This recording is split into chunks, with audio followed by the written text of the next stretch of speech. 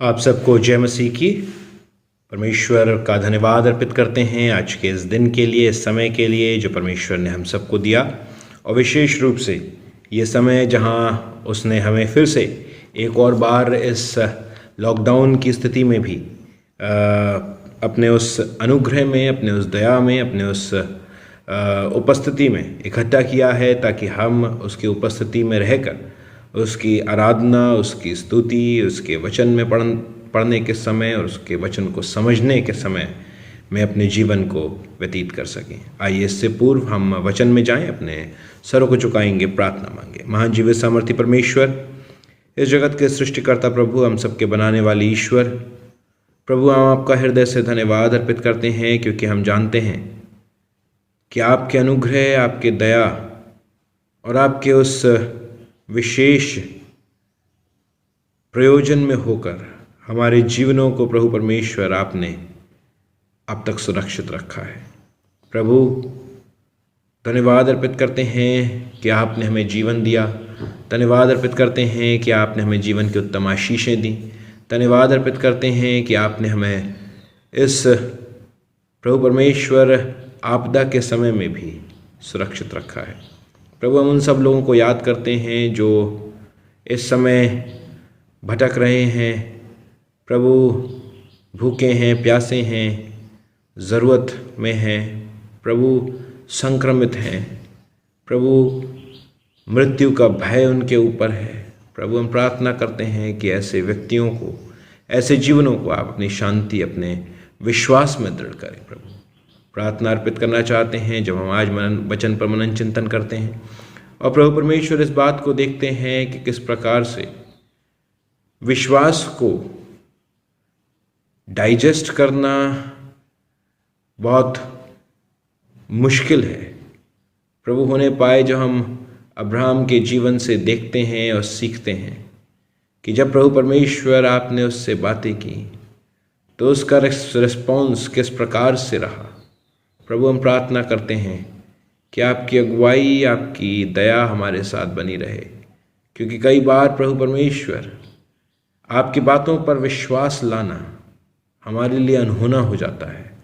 तो प्रभु परमेश्वर, आप वही हैं जो अनहोना करने वाले परमेश्वर हैं, क्योंकि अगर आपके हाथों अनहोना ना हो तो प्रभु आप परमेश्वर नहीं। और इसलिए प्रभु परमेश्वर, हमारे लिए आवश्यक है कि हम आप पर जब विश्वास करते हैं, आपको अपना परमेश्वर मानते हैं, तो प्रभु परमेश्वर अनहोनी चीज़ों से कभी भी अपने मुंह को मोड़ने वाले ना हो। सारा आदर महिमा आपको देते हैं, मांगते हैं प्रभु यीशु क्रिस्त के नाम से, आमीन। परमेश्वर में प्रिय भाइयों और बहनों, हम अब तक 17वें अध्याय तक आ चुके हैं, और अब्राहम के जीवन से हमने इस बात को देखा है कि किस प्रकार अब्राहम बहुत सारी बातों में, परमेश्वर के उन योजनाओं में ये व्यक्ति परमेश्वर के कार्यों को करता है। पर विशेष रूप से हमने अलग अलग स्थानों पर इस व्यक्ति के जीवन के अलग अलग स्वभाव को भी देखा है। स्वभाव जिसके तहत कई बार हम जो इसको विश्वास का पिता कहते हैं, हमने इसी व्यक्ति के जीवन से कुछ खामियों को और कुछ गलतियों को भी देखा। कई मायने में हम जब ट्रेडिशनली इन बातों को देखते हैं और अब्राहम को विश्वास का मूल पिता कहते हैं, अब्राहम विश्वास का मूल पिता है, या कोई और व्यक्ति जो परमेश्वर की ओर से चुना गया है वो विश्वासी है, उसके जीवन से बड़े बड़े कार्य हुए हैं, ये उसके जीवन का एक पहलू है। पर उसके जीवन का वही एक पहलू उसका संपूर्ण जीवन है, ये हम नहीं कह सकते। कई मायनों में कई बार हम अपनी ट्रेडिशनल सोच के अनुसार ये सोचते हैं कि अरे ये तो विश्वास का मूल पिता है, और चूंकि ये विश्वास का मूल पिता है इसलिए इसके जीवन में कोई कमजोरी नहीं हो सकती, इसलिए इसके जीवन में कोई गलती नहीं हो सकती, इसलिए इसके जीवन में कोई कमजोरी नहीं हो सकती। पर ऐसा नहीं है। कमजोरियां इंसान के मनुष्य स्वभाव का हिस्सा है। हमारा जो शरीर है, हमारा जो मन मस्तिष्क है, जो हमें सोचने और कार्य करने की क्षमता देता है, उसमें पहले से ही पाप बैठा हुआ है। और कई मायनों में मैं और आप कमज़ोर हैं। और ये ज़रूर है कि एक इंसानी स्वभाव है कि मैं और आप बड़ी खूबसूरती से अपनी अपनी कमज़ोरियों को छुपाते हैं। कोई भी व्यक्ति कभी भी अपने बुरे बातों को या अपनी कमज़ोरियों को या अपनी गलतियों को उजागर करके नहीं रखता। आजकल हम लोग बहुत सारे पोस्ट फेसबुक पे डाल रहे हैं, यूट्यूब पे डाल रहे हैं।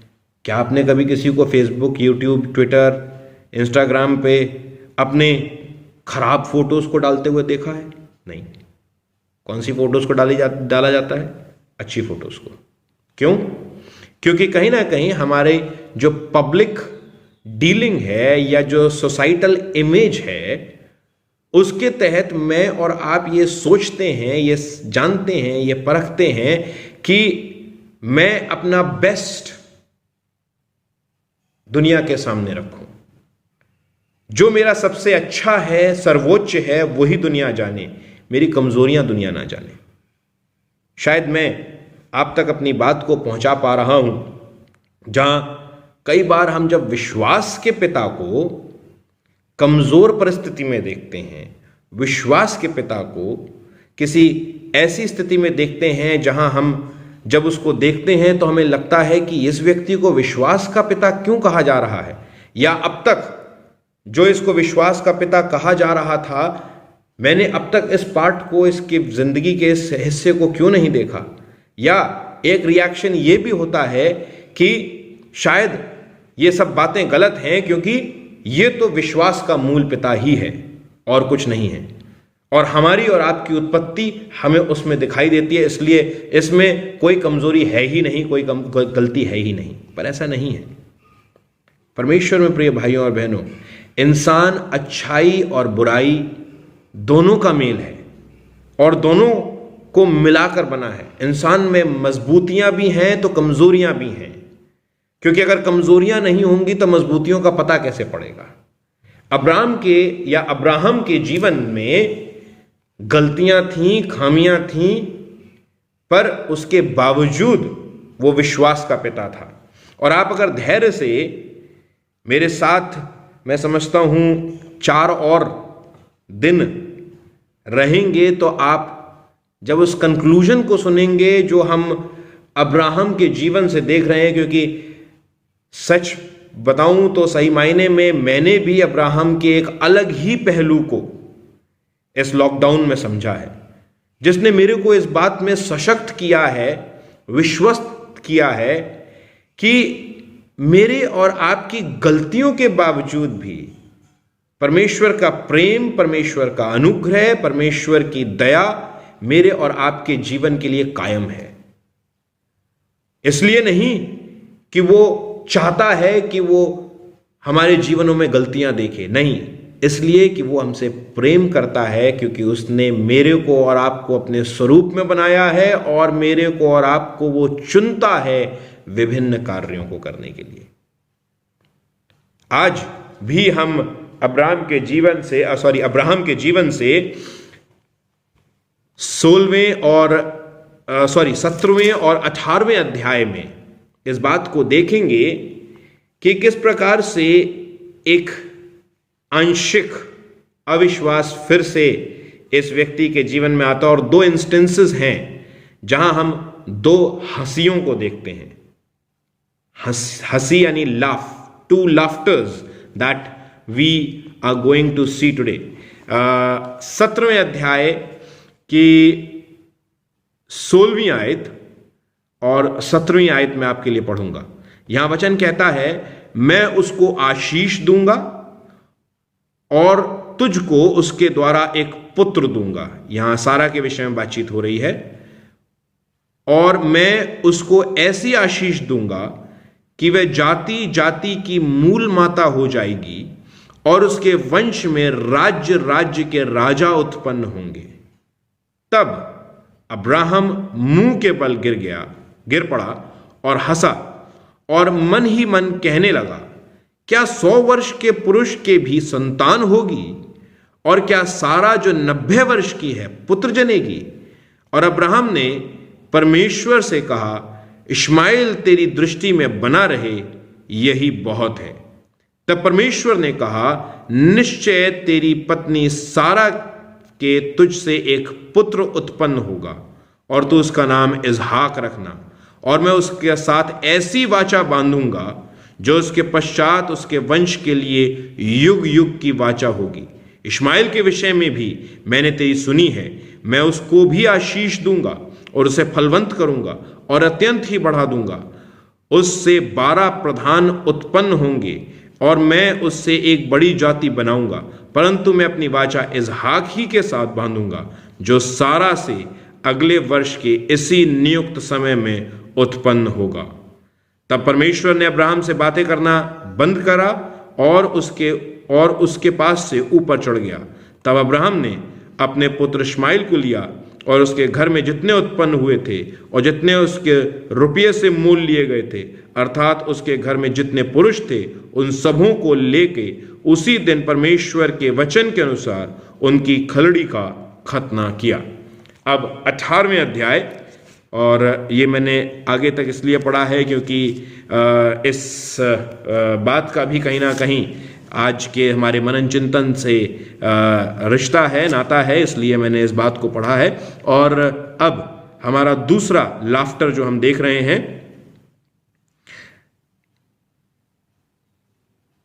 18वां अध्याय उसकी 11 आयत।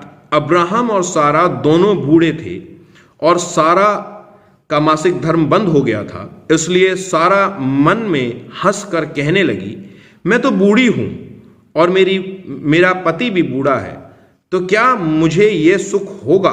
यहाँ पुत्र के विषय में बातचीत हो रही है क्योंकि 3 दूत हैं जो परमेश्वर के दर्शन को लेकर इसके पास आए हैं और यहाँ उन्हीं के साथ जो बातचीत हो रही है उनको सारा कहीं ना कहीं सुनती है और रिस्पॉन्ड करती है। इसलिए सारा 12वीं आयत, इसलिए सारा मन में हंसकर कहने लगी, मैं तो बूढ़ी हूं और मेरा पति भी बूढ़ा है, तो क्या मुझे यह सुख होगा? तब यहोवा ने अब्राहम से कहा, सारा यह कहकर क्यों हंसी कि क्या मेरे जो इतनी बूढ़ी हो गई हूं सचमुच एक पुत्र उत्पन्न होगा? क्या यहोवा के लिए कोई काम कठिन है? नियत समय में अर्थात वसंत ऋतु में मैं तेरे पास फिर आऊंगा और सारा के पुत्र उत्पन्न होगा। तब सारा डर के मारे यह कहकर मुकर गई, मैं नहीं हंसी। उसने कहा, नहीं, तू हंसी तो थी। ये परमेश्वर का वचन है, परमेश्वर का धन्यवाद हो। अब जब हम विश्वास के मूल पिता को एक ओर देखते हैं, यहां इन 2 परिस्थितियों में हम अपने मूल पिता और मूल माता को, क्योंकि सिर्फ मूल पिता ही नहीं, मूल माता जो शब्द है वो भी बिब्लिकल है, क्योंकि अगर आप ध्यान दें 16वीं आयत में तो वहां परमेश्वर की आशीष कह रही है कि वह जाति जाति की मूल माता हो जाएगी। यानी ये मूल पिता और मूल माता दोनों के विषय में बातचीत है और हमने दोनों को ही, मूल पिता को भी और मूल माता को भी हंसते हुए देखा, जहां परमेश्वर उनसे बातचीत कर रहा था। कई मायनों में अगर आप और मैं इस परिस्थिति में हों जहां हम अपने किसी छोटे बच्चे से बातचीत कर रहे हो, कुछ बड़ी सीरियस बातचीत कर रहे हो, चाहे हम क्लास टीचर हों, चाहे हम चर्च में कोई सीनियर्स हों और अपने यूथ के बच्चों से बातचीत कर रहे हों, और उनमें से अगर कोई हंस जाए तो हमारा रिस्पॉन्स क्या होता है? मैं और आप शायद गुस्सा हो जाएंगे, डांटेंगे, डपटेंगे। और दूसरे इंस्टेंस में मैं और आप सारा के विषय में ऐसा देखते भी हैं कि परमेश्वर कुछ उस प्रकार से कार्य करता है।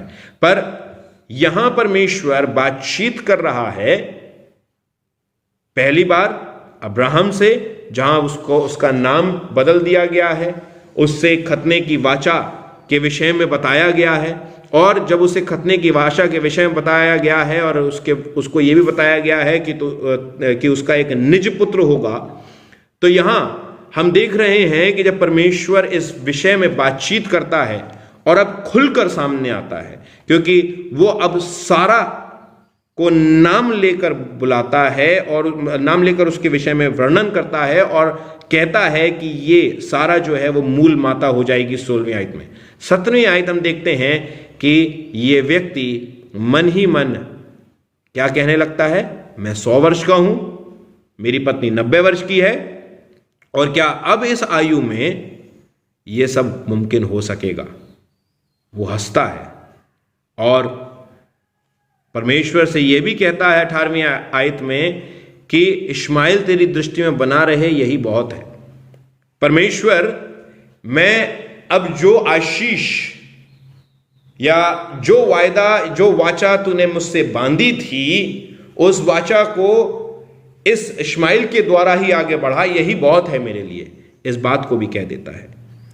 क्लियर रूप से मेरे को और आपको यहां पर अविश्वास देखने को मिल रहा है, पर कई स्कॉलर्स और कई थियोलॉजियंस इस बात को बोलते हैं कि यूहन्ना 8 उसके 50वें आयत से अगर आप देखें, जहां अब्राहम के विषय का वर्णन है, वहां पर जो आयत है जो ये कहती है कि अब्राहम खुश हुआ, वो यहीं से कनेक्टेड है। और वो कई बार ये कहते हैं कि ये हंसी खुशी की हंसी थी, ये हंसी अविश्वास की हंसी नहीं थी। पर मैं किन्हीं बातों पर आपके ध्यान को लगाने की कोशिश करूंगा, जहां 18वीं आयत ये कह रही है कि इश्माएल से ही तेरी जाति आगे बढ़ जाए। परमेश्वर ये इस बात को कनेक्ट कर रही है कि यह हंसी विश्वास की या खुशी की हंसी नहीं थी, यह हंसी अविश्वास की थी। और उसके बाद परमेश्वर जब बातचीत करने लगता है तो वो कहता है निश्चय।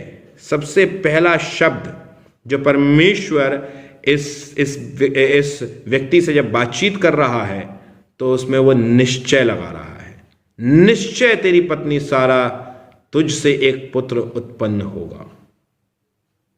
निश्चय यानी कहीं ना कहीं एक शंका है, एक सस्पिशन है, एक शक है इस व्यक्ति के जीवन में। तभी परमेश्वर जब बातचीत कर रहा है तो निश्चय शब्द का इस्तेमाल कर रहा है और कह रहा है कि ये जो वायदा मैं कर रहा हूं ये निश्चित है। This is confirmed and you need not worry about it, you need not be anxious about it. तुझे चिंता करने की आवश्यकता नहीं है, तुझे शक करने की आवश्यकता नहीं है, मैं इस कार्य को करने ही जा रहा हूं।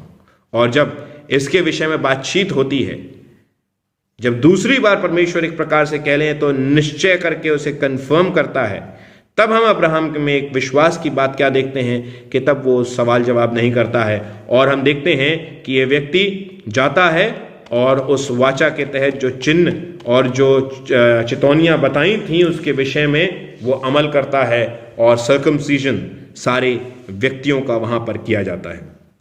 दूसरी ओर जब हम दूसरे लाफ्टर की ओर बढ़ते हैं तो वहां पर भी हम देखते हैं कि ये व्यक्ति ममरे के बांज वृक्षों के बीच में कड़ी धूप में अपने तंबू के द्वार पर बैठा हुआ है और यहोवा ने उसे दर्शन दिया। उसने अपनी आंखें उठाकर दृष्टि की तो क्या देखा कि 3 पुरुष आ रहे हैं। वो 3 पुरुष जब आते हैं तो वो उनके पहुनाई में लग जाता है और जब वो उनको खाना खिला देता है, पानी पिला देता है, तब वो ये 3 लोग अब्राहम से सारा के विषय में बातचीत करते हैं और पूछते हैं कि तेरी पत्नी सारा कहाँ है। उसने कहा कि वो अपने तंबू में है।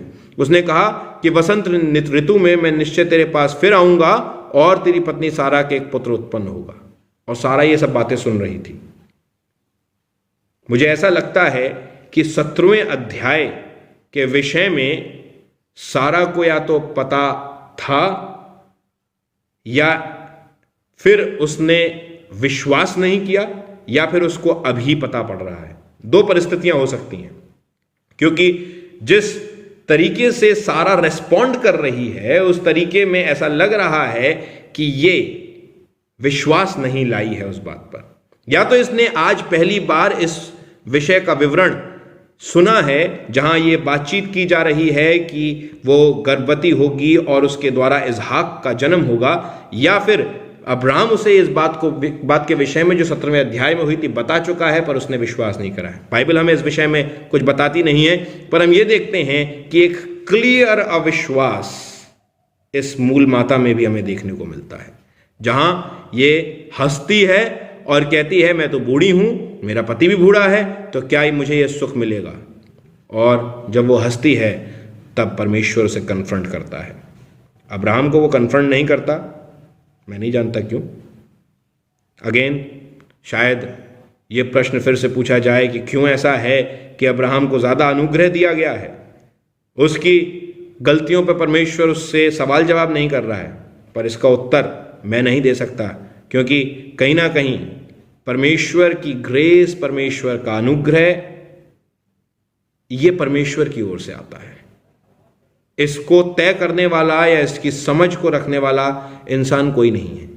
मैं ये नहीं कह सकता हूं कि इस व्यक्ति को ज़्यादा ग्रेस क्यों है, इस व्यक्ति को कम ग्रेस क्यों है, पर आज इन दो कमजोरियों में होकर हम इस बात को देखते हैं कि जब ये दोनों लोग, मूल माता मूल पिता, दोनों लोग एक प्रकार से एक आंशिक अविश्वास दिखा रहे हैं, जहां इन्हें विश्वस्त किया जा रहा है, तो मेरे और आपके अविश्वास को भी परमेश्वर विश्वस्त करेगा।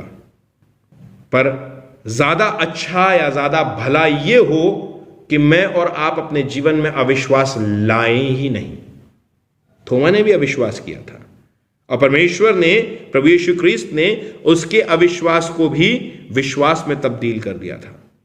वहां भी दो तरीके हैं थोमा के अविश्वास को देखने के, जहां कई बार लोग कहते हैं कि थोमा एक अविश्वासी था, पर मैं एक और साइड को देखता हूं जहां मैं देखता हूं कि थोमा एक विश्वासी था, क्योंकि कहीं ना कहीं वो जिस बात पर विश्वास करना चाह रहा था वो पुख्ता होना चाह रहा था कि मैं जिस बात पर विश्वास कर रहा हूं वो सच है या नहीं। हाँ, ये जरूर है, इसका क्रिटिसिज्म हो सकता है, पर उस भावना को भी मैं देख रहा हूं थोमा के अंदर, जहां वो एक खोज के अनुसार या एक रिसर्च के अनुसार, एक स्टूडेंट होने के नाते, एक चेला होने के नाते वो ये कह रहा है कि let me first really find out, फिर मैं उस बात पर विश्वास करूंगा। और जब वो विश्वास लाता है तब आप कहीं ना कहीं उसके उस अविश्वास को भूल जाएंगे। क्यों? क्योंकि ये वही अविश्वासी थोमा था जो इस देश भारत में आया और बर्छी खाई, भाला खाया और प्रभु के सुसमाचार का प्रचार किया, और हमारे भारत देश में परमेश्वर के राज्य के तहत कलीसिया की स्थापना उसके द्वारा की गई। अविश्वास अच्छा है, पर उस मायने में अच्छा है जहां अविश्वास से हम विश्वास की ओर जा रहे हैं। अविश्वास उस मायने में अच्छा नहीं है जहां हम अविश्वासी ही बने रहते हैं।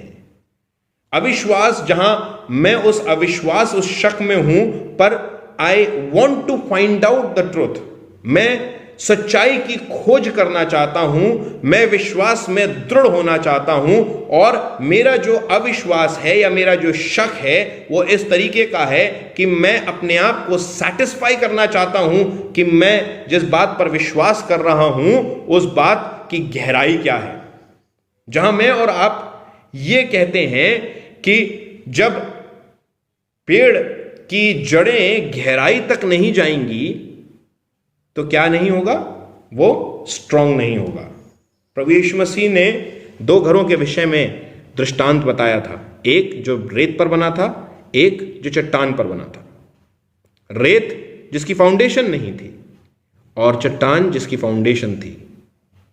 उसके बाद एक और पैराबल जहां प्रभु यीशु ख्रीस्त ने बीज बोने का दृष्टांत बताया, और बीज बोने के दृष्टांत में एक ऐसा भी बीज था जो पत्थर पर गिरा था, जो जड़ नहीं पकड़ पाया था, और क्या हुआ, जब धूप आती है वो सूख जाता है, मुरझा जाता है। पर जो उपजाऊ भूमि पर गिरा उसकी जड़ें गहराई में गईं, और क्योंकि जड़ें गहराई में गईं वो पेड़ स्थिर खड़ा रहा। मेरे और आपके जीवन में भी विश्वास और विश्वास तक पहुंचने की खोज कुछ इस प्रकार की होनी चाहिए कि जब मैं अपने जीवन में किसी बात पर शंका करूं तो वो मेरी जड़ों को विश्वास में गहराई तक पहुंचाने वाली शंका हो, जो एक प्रकार से कह लें थोमा की शंका थी, जहां मैं अपनी जड़ों को गहरा करना चाहता हूं। क्यों? क्योंकि जब बाहरी हमले होंगे विश्वास के ऊपर, तब मैं स्थिर रहूंगा और कहूंगा कि मैं अब हिलूंगा नहीं, क्योंकि मैं जान गया हूं जिस बात पर मैं विश्वास करता हूं वो सच्चाई है। परमेश्वर मेरी और आपकी सहायता करे कि मैं विश्वास और अविश्वास के इस पहलू को सही मायने में समझ सकूं और यह देख सकूं कि जब जब मेरे जीवन में अविश्वास आता है, जब जब मेरे जीवन में शंका आती है, तो मैं इस बात की समझ और परख को रखूं कि यह शंका या यह अविश्वास किस रीति का है। क्योंकि अगर यह उस रीति का है जहां मैं अविश्वास में बना ही रहूंगा, तो एक अलार्म है, मेरे को और आपको जांचने की और परखने की जरूरत है और उस अविश्वास को अपने जीवन से हटा देने की आवश्यकता है। पर ऐसा अविश्वास है जो मेरे को एक रिसर्च में डाल रहा है, एक खोजी बना रहा है, जहां मैं विश्वास की ओर बढ़ रहा हूं, तब यह अविश्वास पर मुझे निरंतर चेक रखना है। पर इस अविश्वास के तहत कहीं ना कहीं I will be led to faith, an unbelief that could lead you to belief is a better unbelief. And I would say that every time, हमेशा मैं विश्वासी नहीं रह सकता हूं, पर हमेशा मैं विश्वास की ओर दौड़ता रहूं, विश्वास की ओर अग्रसर रहूं, यह मेरे को और आपको जांचना और परखना है। परमेश्वर हम सबकी सहायता करे, मदद करे, अनुग्रहित करे, ताकि हम इन बातों को जो आज हमारे साथ की गई हैं उनके मायनों को सही प्रकार से समझने वाले हों। क्योंकि वचन वो है जो थोड़ा इधर थोड़ा उधर सुनकर नहीं समझा जा सकता। वचन वो है जहां हम पूर्ण रूप से वचन को शुरुआत से लेकर अंत तक पढ़ते हैं और शुरुआत से लेकर अंत तक समझते हैं। तभी है जब मैं और आप वचन की सही समझ को प्राप्त करते हैं। परमेश्वर हम सबको बहुतायत की आशीष दे। आइए हम प्रार्थना करें।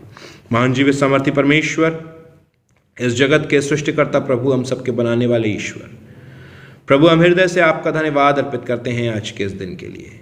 प्रभु धन्यवाद अर्पित करते हैं आपके अनुग्रह के लिए, आपकी सामर्थ्य के लिए, आपकी दया के लिए, आपके उस प्रभु बड़े कार्य के लिए जो आपने हमारे जीवनों में किया है। और प्रभु कई बार आपके जो कार्य हैं प्रभु हमारी समझ से परे होते हैं। प्रभु कई बार हम उसके मायनों को नहीं समझ पाते, कई बार हम उन बातों को बूझ नहीं पाते। अब्राहम और सारा भी उस बात को बूझ नहीं पाए जब इनिशियली आपने उनसे कहा कि इस वृद्धावस्था में तुम्हें एक पुत्र उत्पन्न होगा। पर प्रभु जब आपने दोबारा निश्चय करके उनको बताया कि ये चीज उनके जीवन में होने वाली है, ये आशीष अब उनको मिलने वाली है, प्रभु वो अविश्वास से विश्वास की ओर बढ़ाए गए। और प्रभु परमेश्वर, इसहाक उनके हाथों में दिया गया, उन्हें पाए प्रभु परमेश्वर हम भी हमारे अविश्वास से विश्वास की ओर बढ़ाए जाएं और ये समझने वाले हों कि जब विश्वास के मूल पिता मूल माता में भी कमजोरियां थीं, तो हमारी कमजोरियों से हमें घबराने की आवश्यकता नहीं है। कमजोरियां हम में हैं, हाँ ये जरूर है कि हम इन कमजोरियों को सबके सामने लाना नहीं चाहते हैं, दुनिया से उसको छुपाते हैं। पर प्रभु परमेश्वर, हमें उन कमजोरियों को आपसे छिपाने की आवश्यकता नहीं है, क्योंकि आप वो हैं जो हमारे अविश्वास को विश्वास में तब्दील कर सकते हैं। प्रार्थना करते हैं कि आप अपने अनुग्रह, अपनी दया, अपने सामर्थ्य के जरिए से हमारे जीवनों में कार्य करें और हमें हमेशा विश्वास की ओर अग्रसर करें। सारा आदर महिमा आपको देते हैं, कलीसिया को आपके हाथों में देते हैं, मांगते प्रभु यीशु क्रिस्त के नाम से, आमीन। आए हमारे बाप, तू जो आसमान पर है, तेरा नाम पाक माना जाए, तेरी बादशाहत आए, तेरी मर्जी से आसमान पर होती है, ज़मीन पर भी हो। हमारे रोज़ के तो आज हम बख्श दे, जिस हम कसूर को माफ़ करते हैं तो मैं कसूरों को माफ़ कर। हमें आजमाइश न पड़ने दे बल्कि बुराई से बचा, क्योंकि बादशाहत कुदरत जलाल हमेशा तेरा ही है। आमीन। हमारे खुदावंद यीशु मसीह का फजल, खुदा बाप की मोहब्बत और रूह पाक की रिफाकत और शराकत हमें से प्रत्येक के साथ, तमाम विश्वासियों के साथ, विशेष रूप से कलीसिया के साथ अब से लेकर हमेशा तक होती रहे। आमीन। सबको जय मसीह की